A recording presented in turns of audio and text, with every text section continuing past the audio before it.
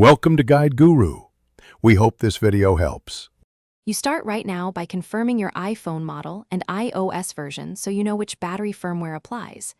Back up the device to iCloud or Finder. Once done, make sure the backup completes. Charge to over 20% or plug in a light. This prevents shutdown during diagnostics. Gather tools, a pentalobe screwdriver and a spudger.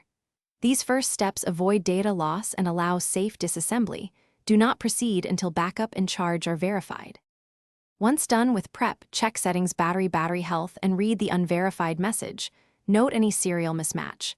Power the iPhone fully off. Remove the display gently, work slowly to avoid tearing flex cables, and disconnect the battery connector.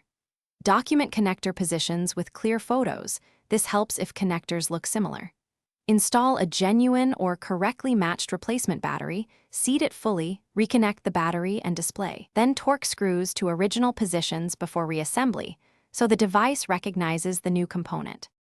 After reassembly, boot the iPhone and check battery health.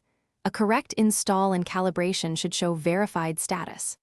To calibrate, charge uninterrupted to 100%, then use the phone until it shuts down and recharge to 100% again. This helps the system measure capacity accurately. If the unverified label persists, power down and recheck connectors and seating. Once connectors are confirmed, consider reflash options if you have tools, or take it to Apple-authorized service. This single troubleshooting step resolves most recognition. Thanks for watching. Consider subscribing if we helped you today.